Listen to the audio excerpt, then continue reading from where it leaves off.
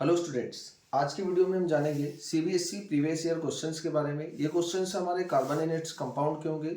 इसमें हमारे पास सबसे पहला जो क्वेश्चन है वो है the structural formula of cyclohexane is. अब हमें यहाँ पर साइक्लोहेक्सेन का करेक्ट फार्मूला देखना है। तो यहाँ पर हम लिखें साइक्लोहेक्सेन। अब साइक्लो मतलब क्या होगा, यहाँ पर ये स्ट्रक्चर जो है वो साइक्लिक होगी।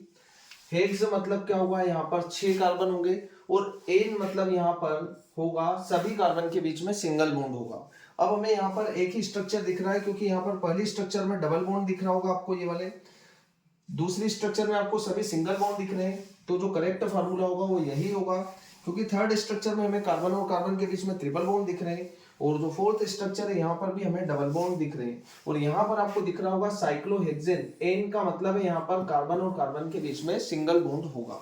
तो हमारे पास जो करेक्ट स्ट्रक्चर होगा वो होगा सेकंड आंसर। अगला क्वेश्चन देखते हैं हम। दूसरा जो क्वेश्चन होगा हमारे पास वो होगा the electron dot structure of chlorine molecule is.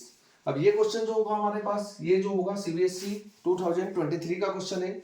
इसमें हमें देखना है electron dot structure of chlorine molecule is. अब क्लोरीन की हम बात करते हैं यहाँ पर, तो क्लोरीन जो रहेगा इसका एटॉमिक नंबर होता है 17।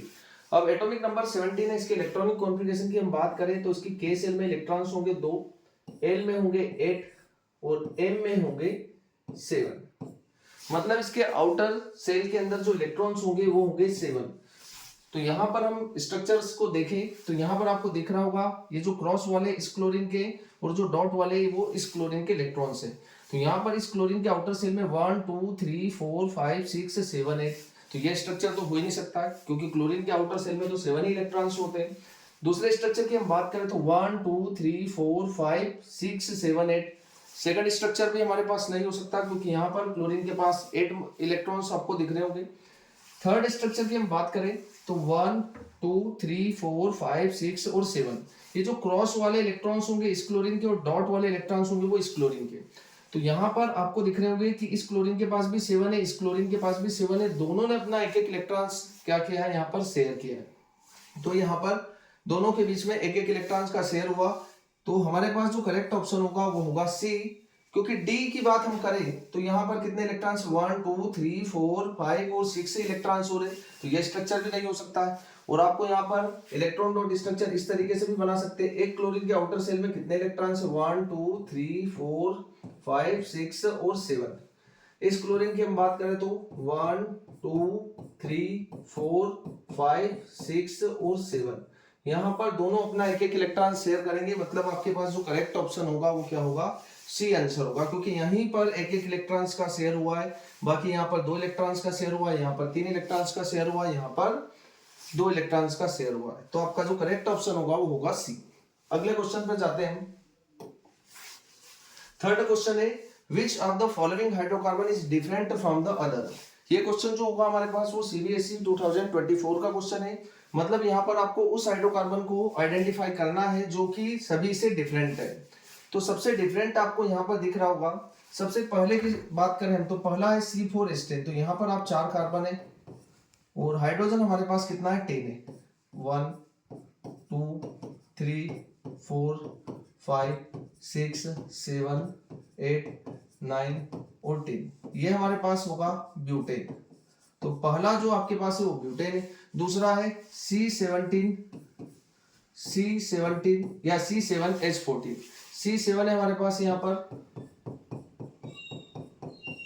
तो ये हमारे पास है C7। H है हमारे पास 14। 1 2 3 4 5 6 7 8 9 10 11 12 13 और 14। यहाँ पर आपके पास एक डबल बॉन्ड आ जाएगा क्योंकि कार्बन की वैलेंसी 4 होती है। तो ये आपके पास स्ट्रक्चर जो होगा वो किसका होगा, हेप्टेन का होगा। ठीक है। अब थर्ड जो हमारे पास है वो है C5H12। तो जो थर्ड हमारे पास है C5 है और H कितना है यहाँ पर 12 है। तो आपको यहाँ पर सभी कार्बन से हाइड्रोजन जोड़ देना है। हर कार्बन 4 बॉन्ड बनाता है, ये आपको पता है क्योंकि कार्बन इज टेट्रावेलेंट एटम। यहाँ पर हमारे पास कितने 1 2 3 4 5 6 7 8 9 10 11 12। ये हमारे पास जो स्ट्रक्चर है वो होगा पेंटेन का। मतलब जो थर्ड स्ट्रक्चर आपके पास है वो पेंटेन का है। डी की हम बात करें तो डी क्या है, C2 है और H कितना है, 6 है। तो ये हमारे पास होगा इथेन का। अब हमें इन चारों स्ट्रक्चर में से डिफरेंट कौन सा होगा, हमने यहाँ पर बोला है क्वेश्चन में, which of the following hydrocarbon is different. यहाँ पर आपको डिफरेंट स्ट्रक्चर कौन सा दिख रहा है, देखो ये भी सेचुरेटेड है क्योंकि यहाँ पर ब्यूटेन है, कार्बन कार्बन के बीच में सिंगल बॉन्ड है, पेंटेन में भी कार्बन कार्बन के बीच में सिंगल बॉन्ड है, और इथेन में भी कार्बन कार्बन के बीच में सिंगल बॉन्ड है। यहाँ पर हमारे पास जो ऑप्शन होगा वो होगा बी, क्योंकि यहाँ पर आपको दिख रहा है डबल बॉन्ड, और ये जो होगा वो अनसेचुरेटेड हाइड्रोकार्बन होगा। तो आपका जो करेक्ट आंसर होगा वो आंसर होगा क्या, बी, C7H14। तो ये स्ट्रक्चर हमारा जो रहेगा ये इन तीनों से क्या रहेगा, डिफरेंट रहेगा।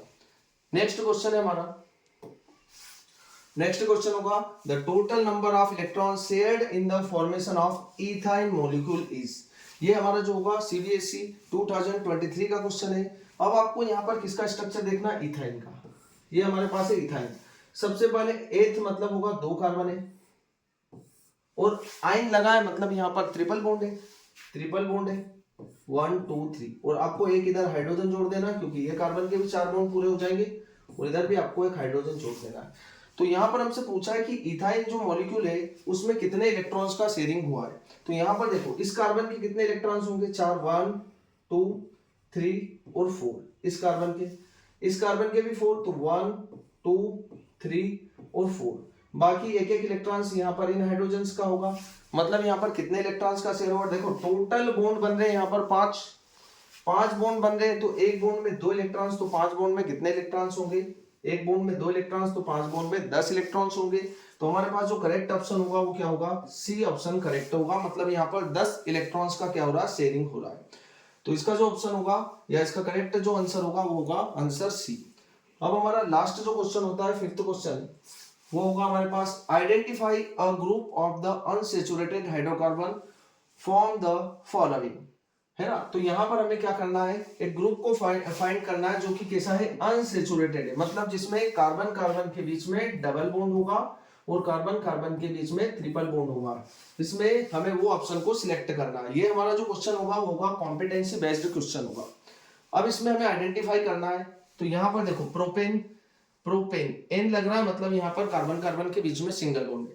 एन लग रहा है, इथेन में भी यहाँ भी कार्बन कार्बन के बीच में सिंगल बॉन्ड है, और आयन लिख रहा है, मतलब यहाँ पर कार्बन कार्बन के बीच में ट्रिपल बॉन्ड है। पर यहाँ पर ये जो है ये अनसैचुरेटेड नहीं है, क्योंकि यहाँ पर एन लग रहा है, यहाँ पर भी एन लग रहा है, ये दोनों तो सैचुरेटेड है, तो ये ऑप्शन तो आपका हो ही नहीं सकता। नेक्स्ट जो हमारे पास है इथेन, यहाँ भी एन आ रहा है, प्रोपेन यहाँ भी एन आ रहा है, और हेक्सेन यहाँ भी एन आ रहा है, मतलब ये भी सभी क्या है, सैचुरेटेड है, क्योंकि यहाँ पर कार्बन कार्बन के बीच में सिंगल है, यहाँ भी सिंगल बॉन्ड है और यहाँ भी सिंगल बॉन्ड है। तो ये क्वेश्चन, ये आंसर भी आपका नहीं हो सकता। थर्ड जो होगा हमारे पास साइक्लोहेक्सेन, यहाँ भी एन लग रहा है, मतलब कार्बन कार्बन के बीच में सिंगल बॉन्ड है, यहाँ भी एन आ रहा है, मतलब कार्बन कार्बन के बीच में सिंगल बॉन्ड है, और यहाँ भी एन आ रहा है, ये भी क्या होगा, सिंगल बॉन्ड होगा। तो आपका ये भी ऑप्शन नहीं हो सकता। फिर क्या है, ब्यूटाइन, यहाँ पर कार्बन कार्बन के बीच में ट्रिपल बॉन्ड है। इथीन, मतलब यहाँ पर कार्बन कार्बन के बीच में डबल बॉन्ड है। प्रोपाइन, मतलब यहाँ पर भी कार्बन कार्बन के बीच में ट्रिपल बॉन्ड है, मतलब ये तीनों ही क्या है, अनसैचुरेटेड है। देखो यहाँ पर डबल बॉन्ड होगा और ट्रिपल बॉन्ड होगा, उन्हीं को हम अनसैचुरेटेड बोलेंगे। और हमें यहीं पर यही पूछा हुआ है कि आपको अनसैचुरेटेड हाइड्रोकार्बन्स को आइडेंटिफाई करना, तो आपका जो ऑप्शन होगा वो करेक्ट ऑप्शन होगा डी। तो इसी के साथ हमारे ये जो 5 क्वेश्चंस होंगे कार्बन एंड इट्स कंपाउंड के होंगे, जो कि वेरी इंपॉर्टेंट क्वेश्चंस है। Thank you.